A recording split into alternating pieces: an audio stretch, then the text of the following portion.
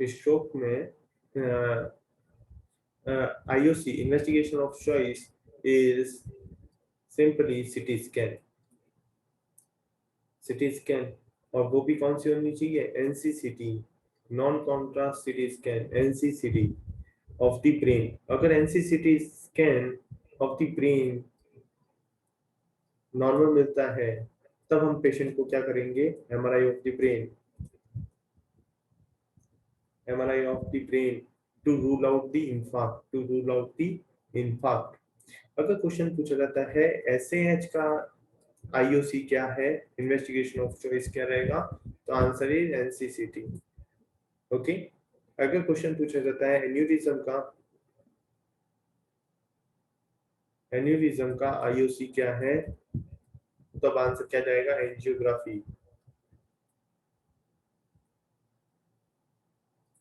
तब आंसर क्या जाएगा? एंजियोग्राफी। और एक बाई नेम से पूछा जाता है एसएएच के रिगार्डिंग, एसएएच का स्कोरिंग स्केल है तो उसका नाम क्या है? स्कोरिंग स्केल का नाम क्या है? तो उसका नाम है Hunt and Hess scale.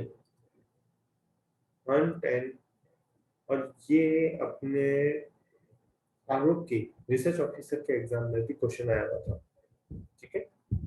Hunt and Hess scale is useful for subarachnoid haemorrhage scoring scale है ये, Hunt and Hess scale. Okay. तो आप भी वर्कआउट करिए, जितनी भी नेम स्कोरिंग स्केल्स है उनको कॉमा के लिए कौन सी है तो इनको अलग निकाल के रखिए आप। ठीक है। Hunt and Hess scale. तो इसमें ट्रीटमेंट में कुछ भी नहीं है, ट्रीटमेंट बहुत इजी रहता है कि अगर कोई भी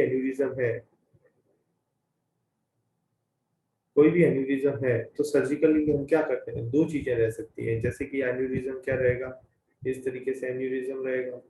तो यहाँ पे या तो हम क्या कर सकते हैं? क्लिप लगा सकते हैं, जिसको हम बोलते हैं क्लिपिंग, या दूसरा हम क्या कर सकते हैं? कॉइलिंग मेथड होता है जिसके अंदर हम क्या कॉइल इंसर्ट कर देते हैं, यहाँ पे एक कॉइलिंग इंसर्ट कर देते हैं जिसको हम बोलते हैं कॉइलिंग मेथड। तो ये सर्जरी पॉइंट ऑफ व्यू से आपको पता होना चाहिए। ओके। एक डिफरेंशिएटिंग पॉइंट पूछा जाता है किसके बीच में?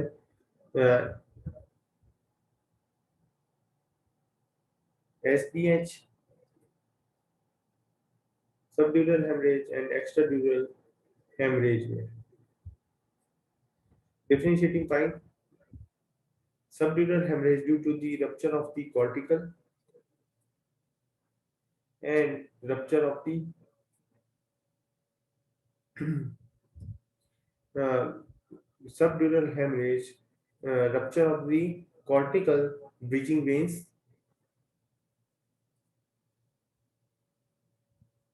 cortical bridging veins, and extradural hemorrhage, rupture of the MMA. MMA means the middle meningeal artery, meningeal artery, MMA. Main differentiating point. Actually में subdural hemorrhage is it is a gradual and progressive, and extradural is acute and sudden. Acute and sudden. Okay. अगर CT scan करेंगे तो CT scan में subdural haemorrhage किस तरीके का दिखेगा?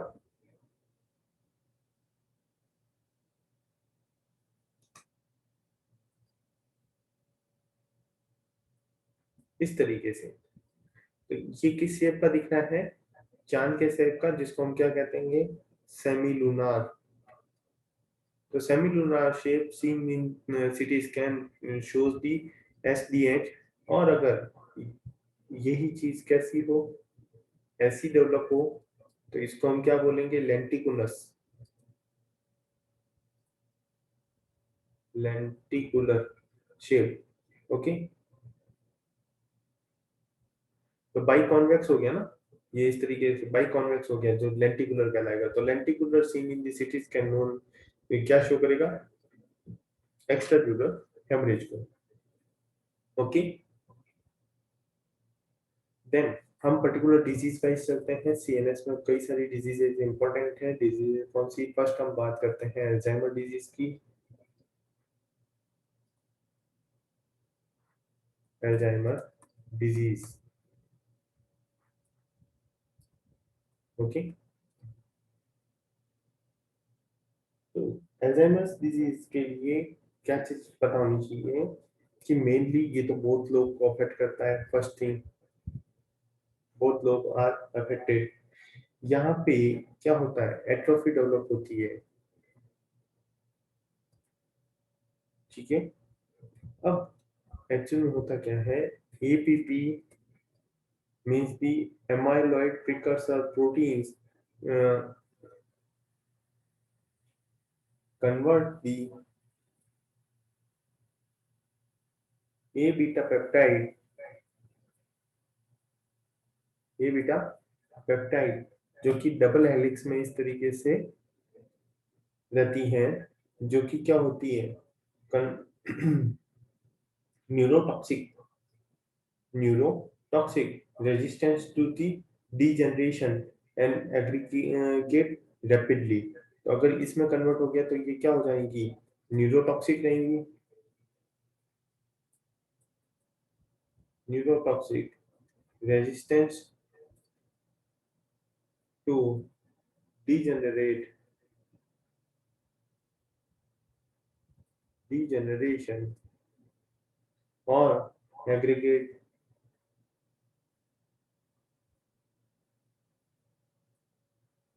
rapidly। Okay, तो अल्टीमेटली किसका एग्रीगेशन मिलेगा, ए बीटा पेप्टाइड का एग्रीगेशन मिलेगा।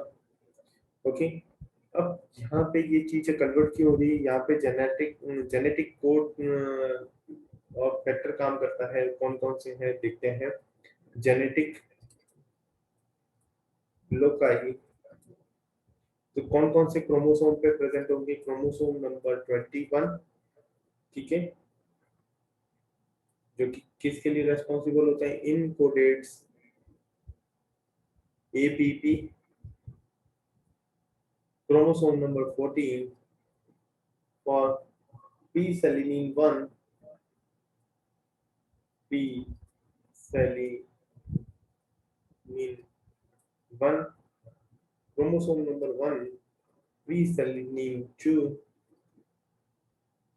और ये दोनों ही क्या करते हैं, increase the A beta peptide. Ultimately हमारे को यही बढ़ाना था, ए बीटा पेप्टाइड। और हमारे को अब जो चीज याद रखने वाली चीज है, और वो है chromosome number 19। Please rejoin immediately after 10 minutes, क्योंकि 10 मिनट्स बाद में हमारा क्लास ओवर हो जाएगा। जैसे ही क्लास ओवर होता है प्लीज रीजॉइन इमीडिएटली। ओके, तो 19 किसके लिए है, एपो लिपोप्रोटीन, एपो लिपोप्रोटीन। और उसमें से भी कौन सा, एपोलिपोप्रोटीन E4। एंड ये ही क्या करता है, यही आपको याद रखना है, chromosome number 19, 19 apolipoprotein E4, it is the increase the risk for the, और यही क्वेश्चन पूछा जाता है, increase the risk of the Alzheimer. Okay, increase the risk of the Alzheimer. अच्छा, एल्जाइमर्स की रिस्क कौन बढ़ाता है कौन कम करता है, तो उसका एक चार्ट याद रखिए। Risk factor for the Alzheimer's, कौन इंक्रीज करता है, कौन कौन से फैक्टर्स हैं जो इंक्रीज करते हैं, कौन कौन से फैक्टर्स हैं जो डिक्रीज करते हैं। सिंपल वे, इंक्रीज कौन है, female, elderly, low low education, low education, apo E4, अभी बताया था chromosome number 19 apolipoprotein E4 increase risk, then last is aluminium, aluminium. अगर डिक्रीज द रिस्क की बात करें तो एक चीज ध्यान रखना, यहाँ पे आता है एपो E2, एपो E2 और एपो E4 में कंफ्यूज मत होना। Then post menopausal oestrogens,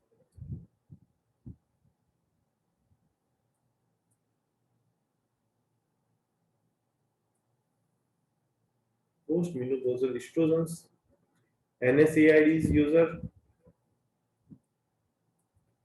NSAIDs user, then सबसे अच्छी चीज स्मोकिंग। अब ध्यान क्या रखना है कि स्मोकिंग क्या कर रहा है, डिक्रीज कर रहा है एल्जाइमर्स की रिस्क को। तो आपको ये चीज पता है कि स्मोकिंग हर चीज की रिस्क को बढ़ाता है, तो आपको याद क्या रखना है कि स्मोकिंग कौन कौन सी डिजीज को क्या करता है, रिस्क फैक्टर को कम करता है। तो सबसे पहले जो डिजीज अपन ने पढ़ी है वो है Alzheimer, smoking decrease the risk for the Alzheimer, smoking decrease the risk for the Parkinson. और ये पार्किंसन जब मैंने पढ़ाया था तब भी मैंने बता दिया था। And last is the IBD. और ये मैंने आईबीडी जब पढ़ाया था तब भी मैंने बताया था कि स्मोकिंग तीन चीजों को कम करती है, रिस्क को कम कर दी है, Alzheimer, Parkinson and IBD. Okay,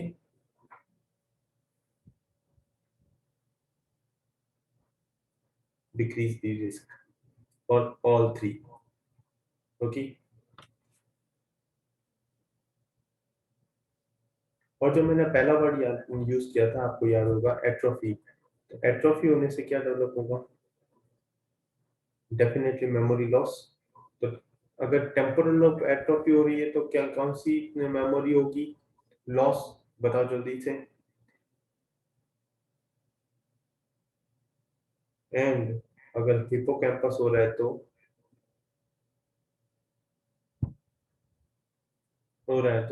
कौन सी मेमोरी लॉस होगी। फिर हम बात करेंगे क्लिनिकल फीचर्स की, clinical features of the Alzheimer. Please chat box में अपना आंसर डालें।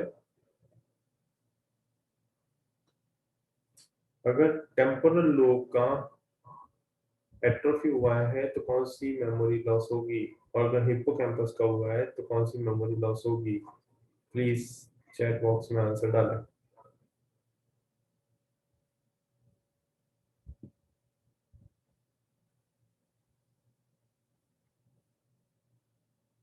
और हिप्पोकैम्पस हुआ है तो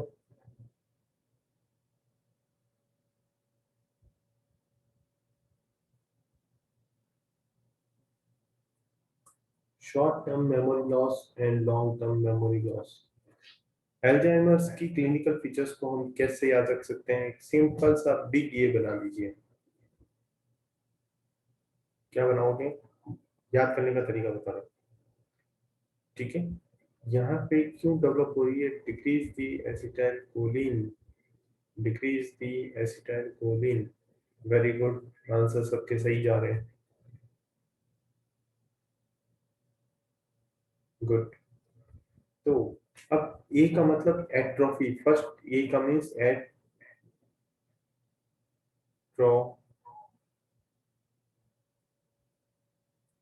ओके। अब मैंने टी पी एच को बड़ा क्यों बनाया, this is temporal lobe, parietal lobe and hippocampal. और इसमें से भी temporal lobe most commonly atrophy होती है, तो ये आपको पता होना चाहिए। Okay, amnesia, second word is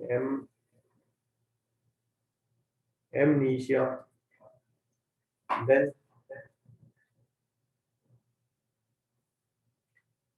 और एमनीशिया कौन से टाइप का एमनीशिया यहाँ पे होगा, एंटेरोग्रेड मेनली, क्यों होगा।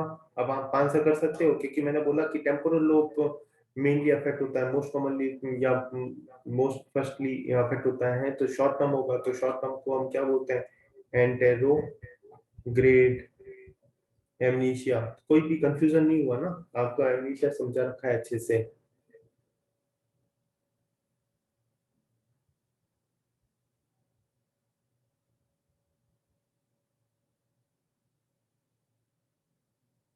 नेक्स्ट है एग्नोशिया, unaware of the problems, then aphasia, anomic aphasia develop होता है,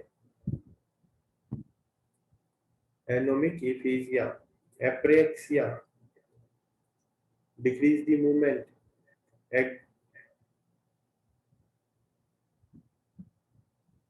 and agnosia means cannot identify. अब एक चीज वर्ड याद रखना, और वो क्या चीज है कि वो सारी चीजें लिखेंगे बट आपको क्या पता होना चाहिए कि एल्जाइमर में एक एब्सेंट होता है, वो क्या है, acalculia, acalculia is absent means acalculia present नहीं होता है, क्योंकि हम सोचते हैं एमनीशिया, एग्नोशिया, एफेजिया, एप्रेक्सिया तो ए कैलकुलिया भी होगा, but A कैलकुलिया it is not a symptom of Alzheimer, it is not a symptom of Alzheimer, A कैलकुलिया Alzheimer में प्रेजेंट नहीं होता है। ओके, अब यहाँ पे आपको एक कंफ्यूजन जरूर हुआ होगा कि सर आपने दो वर्ड यूज किए हैं और वो दोनों वर्ड हमारे को नहीं समझ में आ रहे, दो वर्ड मैं समझा देता हूँ, एनोमिक एफेजिया का वर्ड मीनिंग बताइए सर, और एक एग्नोशिया का वर्ड, क्योंकि दोनों ही लगभग सिनोनिम लग रहे हैं, एग्नोशिया, तो समझने की कोशिश करना कि दोनों में ही आइडेंटिटी नहीं रहती है, ठीक है। तो एग्नोमिक एफेजिया क्या है, एक सिंपल एग्जांपल की वे में समझाने की कोशिश करता हूँ।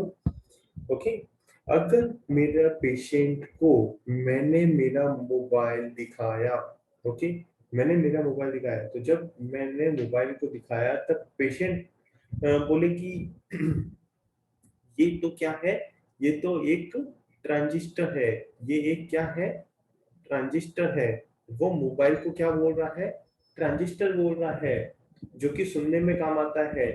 तो मींस पेशेंट कंफ्यूजन है कि दोनों ही ब्लैक है, तो दोनों ही ब्लैक में कंफ्यूजन हो रहा है कि ये मोबाइल है, मोबाइल को वो ट्रांजिस्टर बोल रहा है, तो नेमिंग सही नहीं कर पाता है, तो इसको हम क्या बोलते हैं, एनोमिक एफेजिया।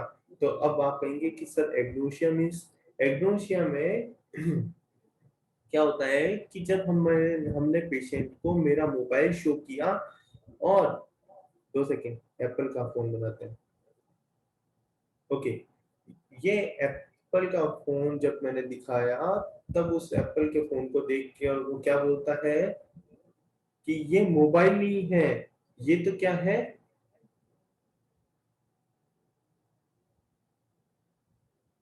ये तो हमारा पार्ले जी बिस्किट है। तो मतलब कोई कोऑर्डिनेशन ही नहीं है यहाँ पे, तो जस्ट कंफ्यूजन हो रहा है कि दोनों ही ब्लैक चीज